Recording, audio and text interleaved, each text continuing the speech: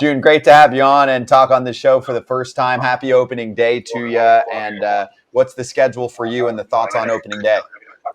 Yeah, I'm currently in the Red Sox press box at Fenway Park, which is why you see all this Red Sox stuff behind me, and just getting ready for the first day of the season. Wait, where are you in Fenway? Because there is not a lot of room anywhere in that press box. Oh, you're in the dining room? Oh, yeah. Killing some spread. Nice. Yeah, have some popcorn and have some soft serve for me, please. And tell everyone just pipe down a little bit. They're loud. They're too excited there in the Fenway cafeteria. Trust me, there's nothing that great that they're eating that they should be loud and excited right now in the cafeteria. I can tell you. I made a big bet today on Twitter about the Red Sox versus the White Sox, so we're gonna have to ask June what their chances are. What was your big bet? Just throw it out Dylan there right Dreyer, who's the weather girl on Today's Show, not Al, but the one that does after him. Her husband is a buddy of mine, and he said he's a Red Sox fan. So he said if the Red Sox win more games, I have to dye my hair red. And if the White Sox win more games, he'll dye his hair white. Wow. I was like, that's easy money. White Sox, baby. That is. I agree.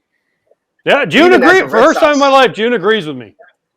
even as a Red Sox fan, I'm not optimistic about that at all. Oh my god, I would not make that bet. You want in on this, June? I think I'd rather just play it safe because you just never know with the baseball season. Hey, June, tell us about what you just wrote about Anthony Volpe. I heard they tried to give him a key to the city or to his town where he grew up in Jersey. He's like, nah, I didn't do enough yet. He hasn't batted yet. His debut at bat-wise coming up soon, as Judge already homered in that Yankee game. But what did you learn?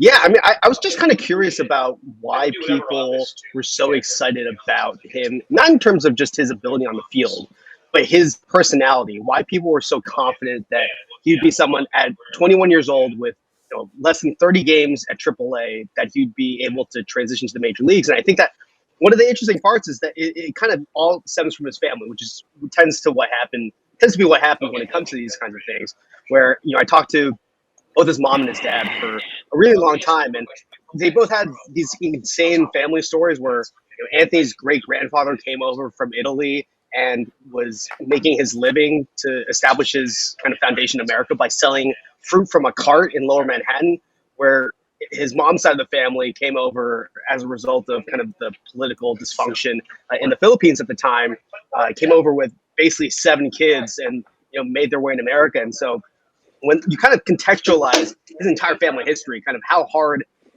things were for both sides of his family at different points in their history, and Anthony's kind of sitting at the dinner table, hearing all of these stories about what it's like to live in America without anything and having to work and grind for just building a foundation in this country, making friends in this country, all of that. I think for him, it helps him contextualize everything that's happening around him right now, because as crazy as being a hometown kid playing for the Yankees, being compared to Derek Jeter it's not as crazy as escaping the Philippines in the middle of the war or selling fruit in a cart downtown in Manhattan just to make a living. I mean, that's an incredible story. I mean, it's a story for that. That's what makes America great. I mean, that's why America's such a great country.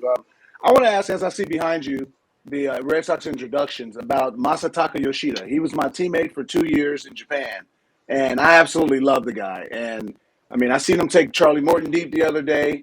How has he fit in, you should say, and how the guys gravitated towards him in his weeks there, because he went back to the WBC? Yeah, I'm curious from your point of view too, as Adam, just because I think one of the things that was happening in Boston when he was signed was people worried about the velocity transition. I think the WBC may have kind of quelled some of those fears just because the Japanese team threw harder than any other team in the WBC. They have that, I think the most number of 100 mile per hour fastballs in the entire tournament. But I think the thing that has surprised people here is how confidently he carries himself. He doesn't really seem fazed by the fact that even after the WBC, he's kind of gotten more famous in Japan because he was such a huge part of that team's offense. But there's all these cameras kind of following him around day to day, and he seems completely just focused on hitting and doing the best that he can for the team. And I was really impressed by his batting practice when I was down at spring training, because he wasn't trying to just hit the ball as far as possible. It was spreading the ball to all fields and just trying to get the barrel on the baseball and just hit line drives. And I really think that he's going to end up hitting a lot of balls off the monster this year, because when you watch him take batting practice, he's not just focused on trying to pull everything like a lot of these like all or nothing home run hitters are these days. He's really focused on just trying to make as much contact as possible, which is where I think the game is going to be headed over the course of the next couple of years. As we've seen kind of the game swing in such an extreme direction towards home runs, where you see a team like the Cleveland Guardians last year who were able to make the playoffs because they just got the bat on the baseball. And I think Yoshida kind of fits into the way that the game is heading in that direction. Joon, is there any kind of feeling in Red Sox camp that there's no Xander Bogaerts? Like, is it something that the feeling around camp is just like dejection, like we lost a guy? I think there's a sense that there's a leadership gap right now, because I think there's definitely people who are trying to fill that void. Kike Hernandez has talked a lot about trying to step up as a leader. Rafael Devers is a young guy. He's still 26, and obviously he has the big contract. But I think the team's kind of expecting him to slowly grow into that role. Like when I talked to him, Rafi, earlier this year, he was talking about how he doesn't necessarily think about himself as a leader. Like he's just trying to come in on a day-to-day basis, be the best baseball player that he can. And he does lead by example. I mean, a lot of guys on that team do view him as a leader in that way, and that he's always one of the first guys in, all the kind of cliche stuff that you expect out of the best player on a team. But I do think that there is this gap right now where people are, there's this kind of generational shift happening. And I think we're still in the middle of this transition right now, given Chaim Bloom's like kind of long-term plan for building out this team. And I think that there's just a sense of uneasiness, especially just given the fact that there aren't a ton of expectations on this team heading into this season. At the same time, Boston wants this team to make the playoffs, but they're also not expecting them to do well just given the state of the roster at the current moment. So I think there's this kind of balance where the fans are unwilling. I mean, I think this might be – there's a lot of tickets on sale right now at redsox.com to come see opening day, and that's just not something that happens. Like this, the people – when I talk to people at the ballpark today, it is as unexcited as Boston has been for a Red Sox season in a really long time, especially given the fact that the Celtics and the Bruins are doing so well. It's just a really unusual, weird vibe at Fenway currently. Joon, since you're at Fenway Park, and I believe you once covered me, I have a bone to pick with you. You wrote an article, which I didn't even know about until today when we were coming on, and you said I snapped at you and said something mean to you. I'm sorry if I hurt your feelings, but I was a little bit disgusted by the fact that John Lester, I caught him, I thought, twice, but apparently 3 times.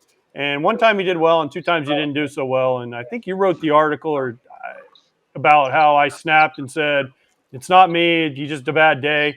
So I apologize if I snapped at you, but why take shots at me like that I don't even remember? I think it was like an 18-year-old college freshman at the time, and I was like wanting to get to a place where I was just asking tougher questions. And I think I was just like genuinely curious at the time, like, was there anything to you catching John Lester that made him perform worse?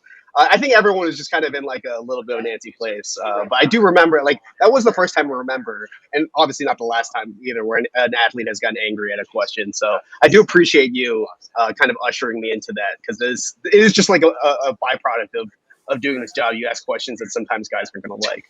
Well, also, when you ask a question that gets kind of personal, like, well, it's your fault that John Lester sucked. Well, it's not my fault John Lester sucked. He was 18. He was throwing the ball. I was just trying to knock that crap down back there. He was 18 years old. I know. He's a kid. It's like a kid reporter. Not really, but like close to it. Yeah, but if he had a kid reporter, I would have said, okay, Joon, let's sit down.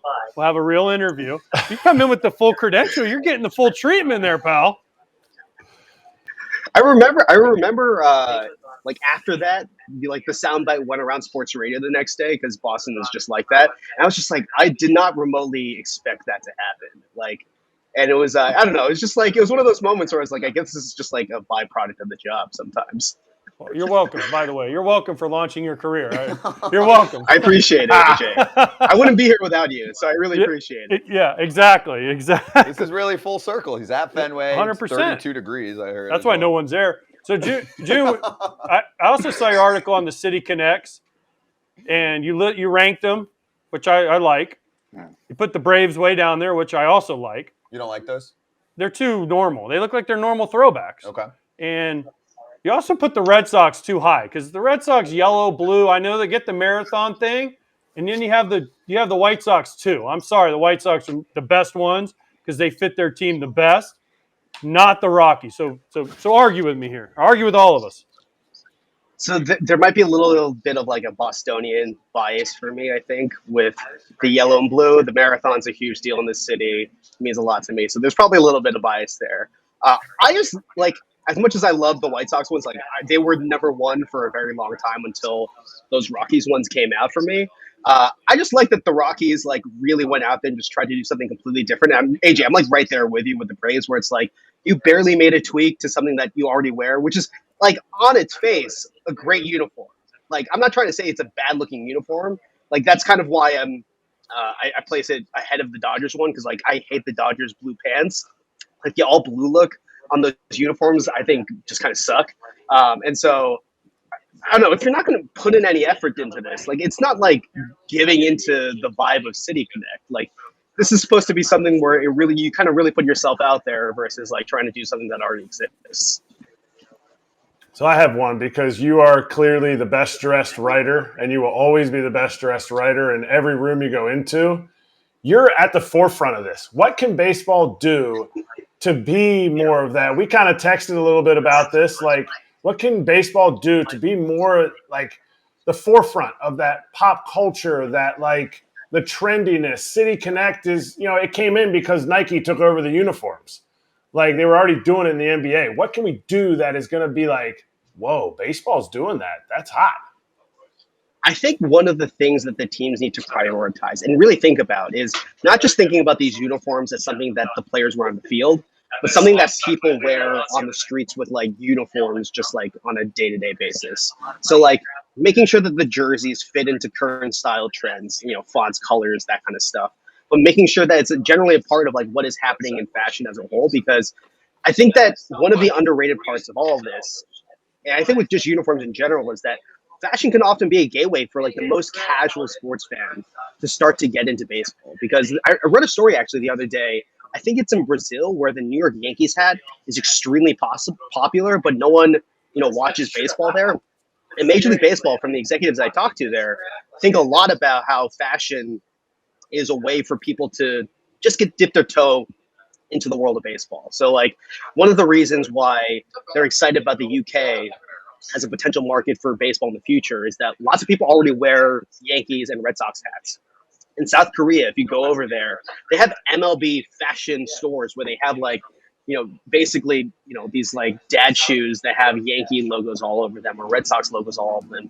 And people wear stuff as like a fashion statement more so than thinking about the baseball team. Because for a lot of people, like the New York Yankees logo doesn't represent the Yankees. It represents New York. The Red Sox logo doesn't represent the Red Sox. It represents Boston. And so I think teams need to kind of take that mindset and think about how these uniforms can, be worn by rappers or celebrities at award shows, and how you can try to integrate all that stuff and trying to make yourself kind of more visible beyond kind of the day-to-day typical sports audience who might just be wearing because they're a sports fan.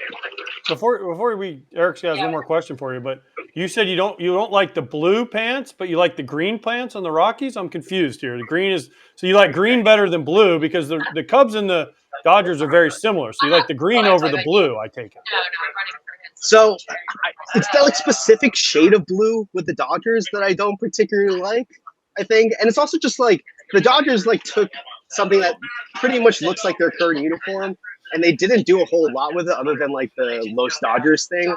And the Rockies really put themselves out there by like really straying away from the color. So I appreciate like how bold they were with their design versus the Dodgers like kind of going with something that already is like a variation of what they already have. I don't want you to miss opening day, but who's the most fashionable player in the game right now? Oh, that's a great question. You see the pants that Pete Alonso wore today? I'm not saying that he's the answer, but did you see the pants that he wore today? Should he not have been? No, I think they're dope. Like Ichiro was the most fashionable when he played. Oh, that's a good call. Yeah. That's a good. But he's not playing, Kratz. You said he's not the most fashionable today. Now, Jazz Chisholm can get after Jazz Chisholm it. is up there. Yeah, Verlander tries really hard. Yeah, but he's not the most fashionable. But he tries really hard. I'm not saying he is. Just because he trying hard doesn't make you a good dresser. No, I agree. I'm just saying he tries to be really hard, though. He's not it, but he tries. Machado. I always appreciate the effort, though, because there's a decent number of guys. Not that I think it's bad to like walk in with a pair of t-shirts and jeans, Like when someone does put some effort into it, I do appreciate it. Francisco Lindor is definitely a guy whose fashion I appreciate. Yep. And Adam mentioned Machado, Lindor. Those are good ones. June. And also we can tell everyone broadcasters and writers are allowed to wear chains. Maybe not 5, but I don't know how many is too many, but 1, these guys give me a hard time sometimes for my chain. So thank you for repping the fresh crowd. I'm with you, man. It was really fun. Enjoy opening day. All right. We'd love to have you back sometime. Thanks for having me on.